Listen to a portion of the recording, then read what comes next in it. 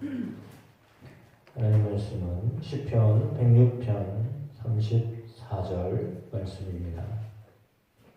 시편 106편 34절 말씀부터 48절 말씀까지 교독하시겠습니다.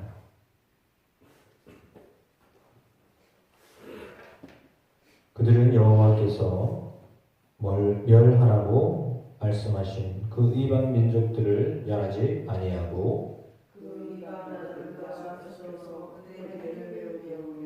그들의 우상들을 섬김으로 그것들이 그들에게 올무가 되었도다.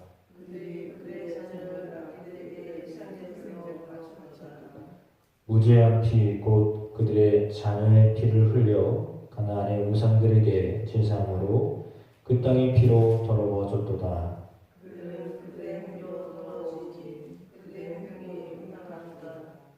그러므로 여호와께서 자기 백성에게 맹렬히 노하시며 자기의 유업을 미워하사 그들을 이방에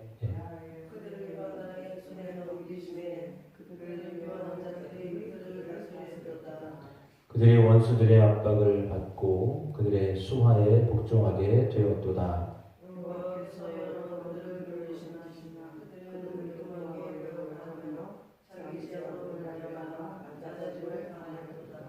그러나 여호와께서 그들의 부르짖음을 들으실 때 그들의 고통을 돌보시며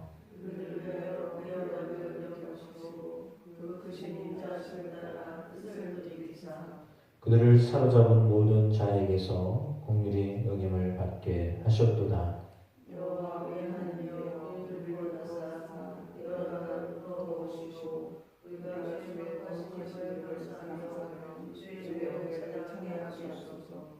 여호와 이스라엘의 하나님을 영원부터 영원까지 찬양할지어다. 모든 백성들아 아멘 할지어다. 할렐루야. 시편 제5권의 마지막 106편 말씀을 함께 보면서 제4권의 마무리를 하고 있습니다. 34절 말씀에는 이스라엘 백성들에게 멸하시라고 말씀하셨던 여호와의 말씀에 순종하지 아니하고 이방 민족들과 함께 섞여서 오히려 그들의 행위를 배우고 그들의 우상들을 섬겼기 때문에 그것들이 그들에게 올무가 되었다라고 말하고 있습니다. 올무가 된 것은 세상적으로 볼 때는 잘 산 거죠. 왜냐하면 잘 어울려 살았기 때문입니다.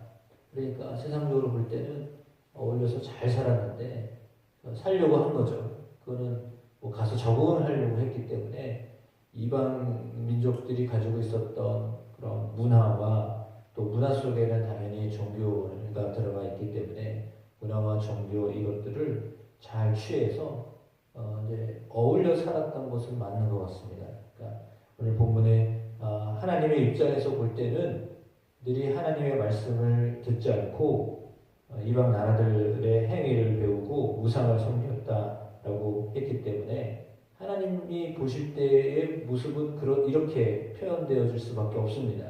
그런데 이스라엘의 입장에서 볼 때는 자기들이 살기 위해서 그 땅에 있는 문화를 배우고 그 땅에 있는 종교를 받아들이고 살았다라고 하는 것은 살려고 했던 거예요.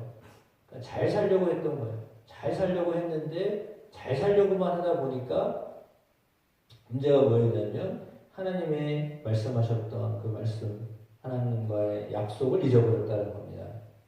그러니까 삶으로 잘 살아내려고 했긴 했는데 그런데 그 과정에서 하나님의 말씀 언약을 잊어버렸다는 거죠. 그것이 계속 반복적으로 일어납니다. 광야에서뿐만 아니라 지금 가나안에 들어가서도 역시 마찬가지입니다. 가나안은 그냥 땅이 아니라 하나님이 약속하셨던 땅입니다. 그러니까 거기서는 하나님의 약속만 붙잡고 살아야 될 땅입니다. 그런데 현실은 하나님의 약속만 붙잡고 살 수 있는 땅이 아닌 것처럼 보여졌습니다. 왜냐하면 이방 민족이 있었기 때문이에요. 그러니까 이방 민족이 있었기 때문에 그들과 어울려 살다 보니까 그들과 함께 할 수밖에 없었고 그러는 거죠. 그러니까 하나님은 그냥 다 잘라라 라고 했거든요. 가서 그들과 함께, 물론 이거를 어떻게 우리가 해석하느냐, 그러면 어울려 살지 말라는 얘기냐, 그게 아니라 어울려도 어울림 가운데 하나님이 우리에게 기대하시는 바는 잊어버리지 말고 어울려야지. 그 왜 어울리는 것입니까? 왜 거기서 그렇게 살아가려고 했던 겁니까? 당연히 적응하며 살아야 되는 건 맞습니다. 그러나 그럼에도 불구하고 그 방식 속에서 하나님이 약속하셨던 대로, 그래서 하나님은 사실은 이방 민족들을 몰아내라고 하셨던 거예요. 왜? 그 땅은 언약의 땅이에요. 물론 이방 민족이 있습니다. 그러나 단절하고 살아라고 하는 것은 그들로 인하여서 하나님을 버리게 될까봐 그것을 하나님이 두려워했던 거예요. 그러니까 하나님은 어떻게 보면 이런 면에서는 표현을 좀 극단적으로 말하면 하나님은 이기적인 하나님이에요. 왜? 나만 믿어. 그거거든요. 그러니까 만약에 아내와 남편의 사이라면 나만 믿고 살아 라고 하는 거죠. 옆 사람 비교하지 마. 그 말이에요. 우리가 어떻게 살던 우리가 알아서 살자. 그 말이거든요. 근데 그게 아니라 그렇게 안 보고 저 사람들은 저렇게 사는데 왜 우리는 이거밖에 안 되나요? 그 말하는 거와 똑같아요.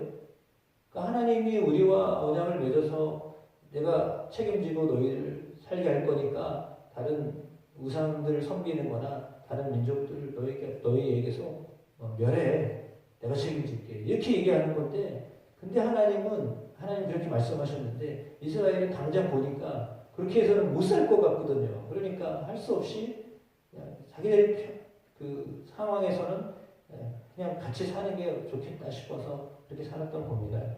근데 그런 어떤 모습들을 하나님이 모르셨을까요? 아니야, 아셨다는 거예요. 왜냐하면 이스라엘이 그렇게 살 수밖에 없었다는 것을 아셨기 때문에 말씀하신 거예요. 그걸 다 모르고 하신 게 아니라 다 아셨어요. 그래, 너희가 그렇게밖에 못 살아. 살려고 했지. 다 아셔요. 그런 중요한 것은 뭐냐면 그런 상황에서 이스라엘 백성들이 자기 자녀의 피도 우상에게 드리는 정말 말도 안 되는 일을 하면서도 살려고 했어요. 그런 행동도 했어요. 그래서 그들이 더러워졌어요.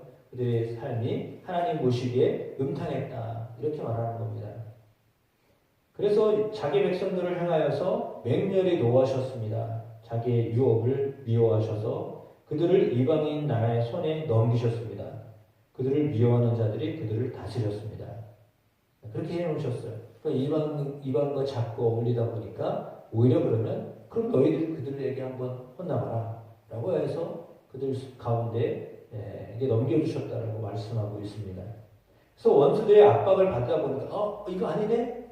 내가 그냥 잘 살려고 했었는데 이러다 보니까 저들에게 눌려서 지금 사는 것이 우리의 삶이 아니네, 얘 기대했던 것이 아니네 라고 깨달았을 때 그들이 하는 행동이 뭐예요? 하나님께 기도하는 거예요. 그러니까 하나님은 이스라엘 백성들이 그렇게 할 걸 다 아셨고 그 가운데에도 하나님 앞에 나와 부르짖을 것을 기대하셨던 거예요. 그것이 43절과 44절에 나와 있는 말씀입니다. 그러나 여호와께서 그들의 부르짖음을 들으실 때 그들의 고통을 돌보시며 라고 했습니다. 그러니까 잘못한 거 맞습니다. 이방인들과 이렇게 어울리고 이랬기 때문에. 그러니까 그거 맞는데 그럼에도 불구하고 부르짖으면 하나님이 그들의 고통을 돌보신다는 거예요. 이게 하나님의 참 아름다운 모습이에요. 사람과 다른 모습이에요. 사람은 냉정하잖아요. 너 잘못했지? 혼나봐. 이랬는데 하나님은 그렇지 않으세요. 부르짖으면 하나님은 받아주시는 하나님이세요. 사실은 하나님의 그 인자하심 때문에 우리가 사는 거예요. 하나님의 공의로우심 때문에 사는 게 아니라, 물론 공의로우심을 본받아야 하지만, 그러나 궁극적으로는 우리가 하나님을 믿는 가장 큰 그 목적 가운데 하나는 구원받기 위해서 하나님을 믿는 거잖아요. 구원이 목적이에요. 우리가 구원을 얻고자 하는 거예요. 하나님 나 살려주세요. 사실 그걸 하려고 우리가 하나님 믿는 거지. 하나님 죄에 대해 다 어떻게 해주세요. 이런 거 하려고 하는 게 아니거든요. 그러니까 우리가 하나님 믿는 이유를 정확하게 알아야 돼요. 그러니까 잘못하면 남을 판단하는 것은 나중 문제고 자기를 판단하기가 쉬워요. 왜냐하면 너도 똑같잖아. 마귀가 하는 거예요. 근데 사람 속에는 그런 마음들이 다 있어요. 그래서 정죄의식을 엄청 심어줘요. 그리스도의 사랑에서 끊을 수 있는 게 없다라고 했잖아요. 바울이 그걸 깨달았어요. 왜냐하면 바울 같은 경우는 예수님 핍박하던 사람이에요. 죽이는데 앞장섰던 사람이에요. 근데 하나님 예수님이 받아줬잖아요. 그리고 네가 나를 전하는 사람이 되라고 하셨어요. 완전히 반대의 일을 맡기셨어요. 그래도 받아주신 거잖아요. 아니 예수님이 받아주셨었잖아요. 그렇게 반대하고 죽이고 옥에 가두고 핍박하고 그 일을 했던 사람인데도 하나님 예수님이 받아주셨잖아요. 그러면 누가 하나님께로 돌아오면 그 사람을 정죄할 수 있겠어요? 그 사람은 뭐 잘못했다고 말할 수 있겠어요? 너 과거가 이랬잖아. 이 말을 누가 할 수 있겠어요? 아무도 할 수 없어요. 왜요? 예수님 지금 현재 그가 하나님을 만나고 하나님께 부르시기 때문에 하나님이 그거를 받아주신 거예요. 왜? 그의 삶을 다 아시잖아요. 우리의 삶을 다 알아요. 하나님이 다 아셔요. 내가 잘못할 것도 알고 실수하는 것도 알고 다 아시거든요. 그럼에도 불구하고 그거를 그냥 떠안으시는 분이 하나님이시거든요. 그래서 우리가 하나님을 믿는 거예요. 그리고 뭐 잘해서 하나님 우리에게 축복하시는 분이 아니라 우리가 어떤 잘못을 하고 어떤 죄를 짓고 어떤 허물이 있어도 하나님께 부르짖으니까 하나님이 우리를 가까이 대하시는 겁니다. 이거는 다른 사람 볼 게 아니에요. 내가 하나님 앞에서 어떻게 사느냐가 사실은 제일 중요한 문제인데 남이 뭐라고 하든 뭐 상관이 없어요. 내가 나를 향해 정죄하여도 안 되는 거예요. 왜? 하나님이 나를 받아주셨는데 왜 내가 나를 정죄해요? 왜 남이 나를 정죄해요? 그렇게 할 수가 없는 거예요. 왜? 하나님이 나를 받으셨는데. 하나님 나를 받으셨는데 누가 어떤 말을 하고 누가 어떤 거를 이야기해도 그거는 상관이 없어요. 왜? 아프긴 아프죠. 왜? 비난하고 뭐 받아들이지 않고 이랬으면 그건 아픈 거죠. 현실은 그렇죠. 욥처럼. 욥의 모습이 그런 거잖아요. 그러나 그럼에도 불구하고 하나님은 우리를 받으시는 분이세요. 어떻게 할 때요? 부르짖을 때요. 하나님 원하시는 건 그거예요. 부르짖음으로 가까이 하라. 하나님을 향하여 부르짖으면 하나님은 받으셔요. 그리고 여러 나라로부터 모으세요. 흩어졌던 민족이 오늘 사실 106편의 말씀은 이스라엘 공동체가 흩어져 있는 공동체가 다시 여호와의 이름으로 모여지기를 원하는 거예요. 모여서 뭐 하기를 원하시겠어요? 예배하기를 원하시는 거죠. 온전한 예배가 드려지기를 하나님 원하시는 거예요. 그것이 하나님이 우리에게 원하시는 거예요. 우리 교회 상황이나 우리 민족의 상황이나 전 세계 상황이 거의 비슷합니다. 다 흩어져 있고 뿔뿔이 그런 상황인데 그럼에도 불구하고 하나님이 다시 모이기를 원하시는 거예요. 그리고 하나님의 이름을 감사하며 주님의 영예를 찬양하게 하도록 하는 것이 하나님의 목적이에요.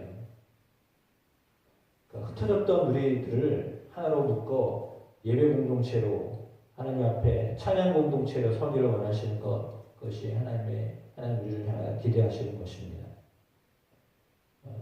단죄와 정죄가 목적이 아니라 하나님 앞에서 한 마음으로 하나님을 예배하게 하는 것, 그것이 하나님이 우리를 향하신 하나님의 마음입니다. 그러므로 하나님은 우리를 구원하시는 여호와이십니다. 47절에 여호와 우리 하나님이여 우리를 구원하사, 우리를 구원하시는 하나님이십니다. 그래서 그 하나님을 영원까지 찬양해야 된다. 그리고 너희는 이 말에 대하여 아멘 하여라 라고 말씀하고 있습니다.